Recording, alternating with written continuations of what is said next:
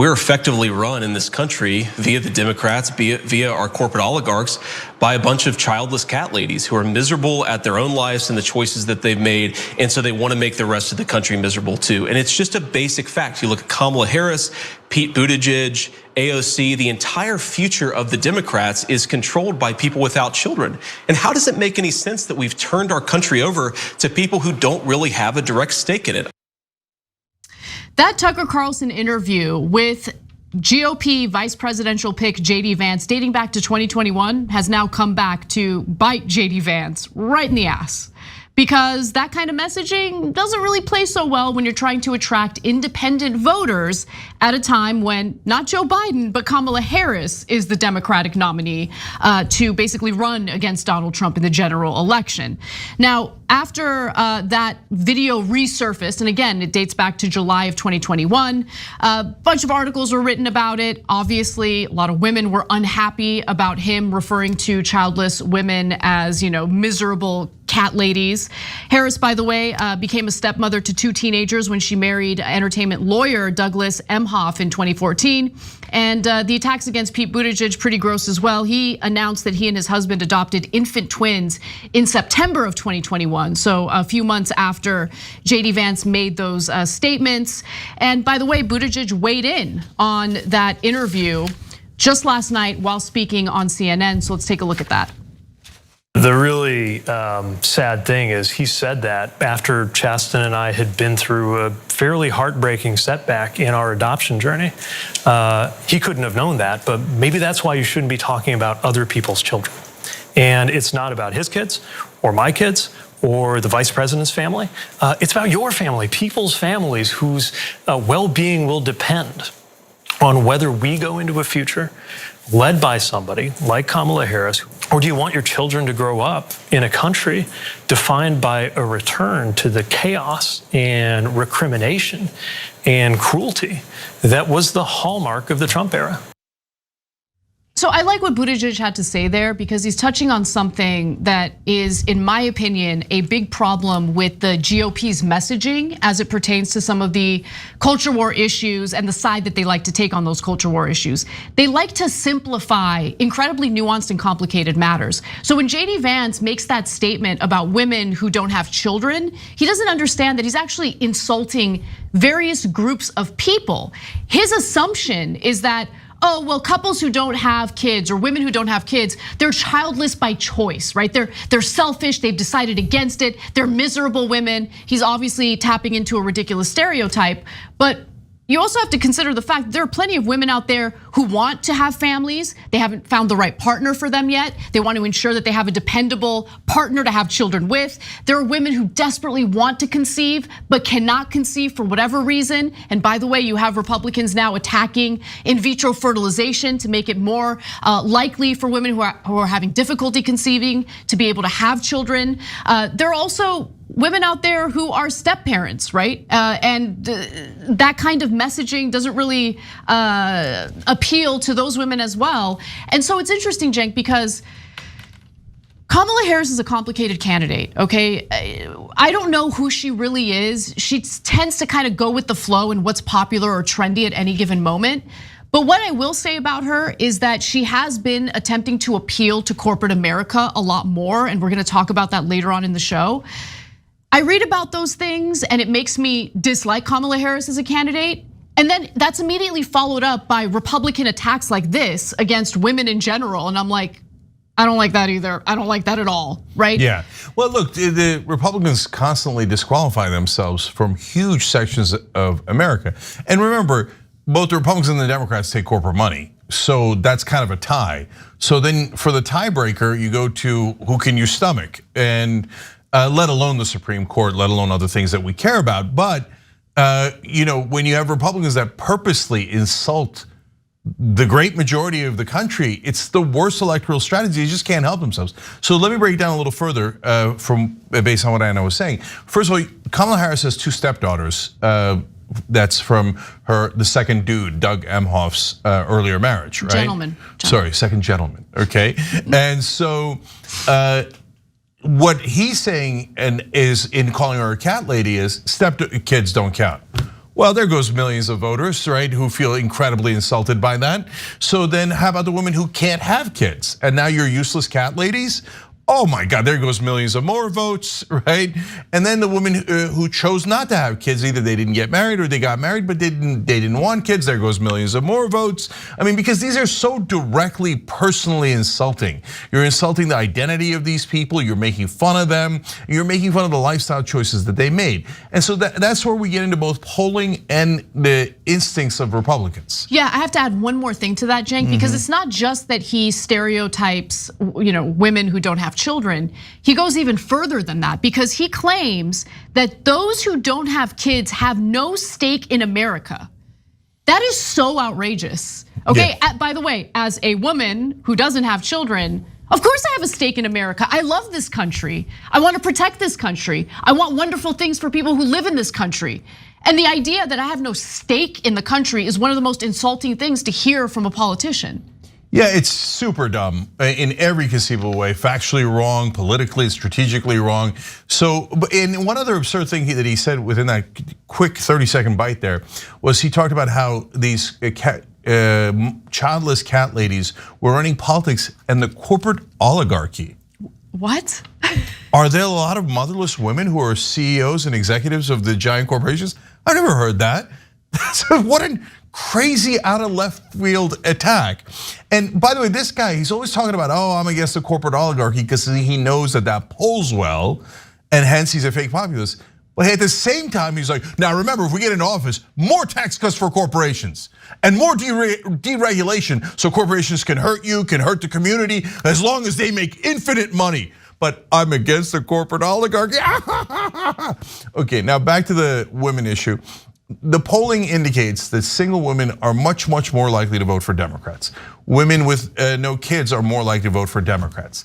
But there's no causality there. I mean, there could be because of the policies of Democrats and Republicans, but you're not going to fix that by just taking those women and forcing them into marriage and forcing them to have kids. But these knuckleheads don't understand science at all. Yeah, actually, Cenk, it's even worse than that, right? Because one might just look at this surface level and think, well, the Republican Party never really did well with women anyway, so who cares, right? They're not really hurting themselves with this messaging because they're insulting a demographic that wasn't with them to begin with. But that's actually not true. What was really surprising, I did not know this, women voters turned out at higher rates than men in 2022, and that's essentially what prevented the so-called red wave from happening.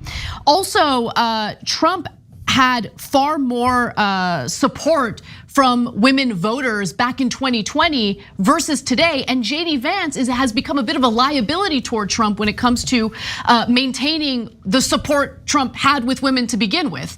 And so I want to go to this next clip because there is some polling about how JD Vance might actually be dragging down the ticket overall. So let's take a look at that and I'll give you more details.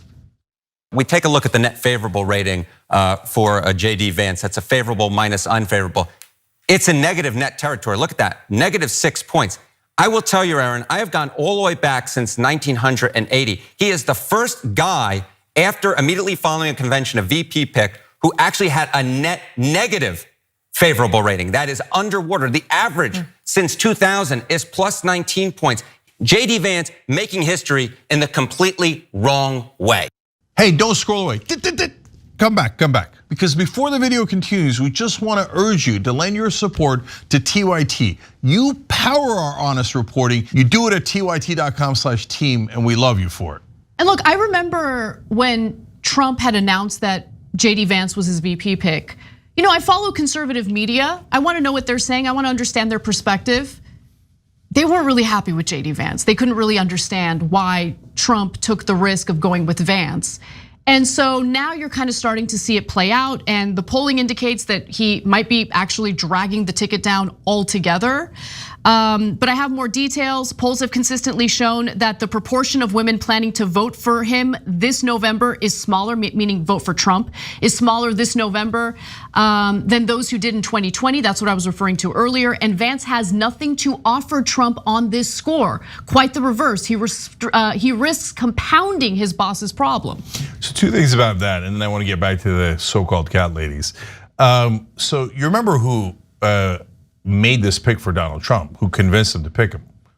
Beavis and Butthead, his two dumbass sons. He was going to pick Doug Burgum and make the business community and the establishment a little bit more at home. Look, I don't necessarily think that any of those guys are good guys, and I don't care about the donor community feeling more at home with Trump. But at least there was some strategic sense, and Beavis and Butthead came in, and they're like, "No, Daddy, no, let's double down on MAGA. We're going to win anyway." Oops. So back then, of course, Joe Biden was in the race and they were gonna win. It was pretty much a lock, but they couldn't foresee that, hey, Joe Biden might not be in the race a week later, and now all of a sudden you're the underdogs. So very, very poorly played. And guys, this is what I keep coming back to. They cannot get outside of their own perspective. So in their perspective, yeah, you make fun of single women or women without kids. What's their point? They're useless without kids. Yeah, but women don't think that. They don't think that they're useless without kids. You, Neanderthal, think that.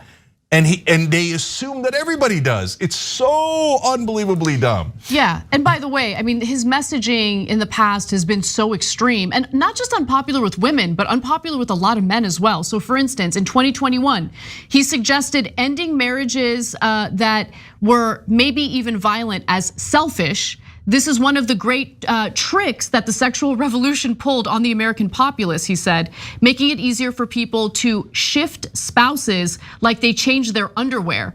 He essentially has advocated for women to remain in abusive relationships or for couples who are in unhappy marriages to remain together out of the sake of the children. For the sake of the children, I should say. He has taken aim at childcare subsidies as class war against normal people, despite, or maybe because, such subsidies provide women with young kids more opportunities to work or go to school and be independent.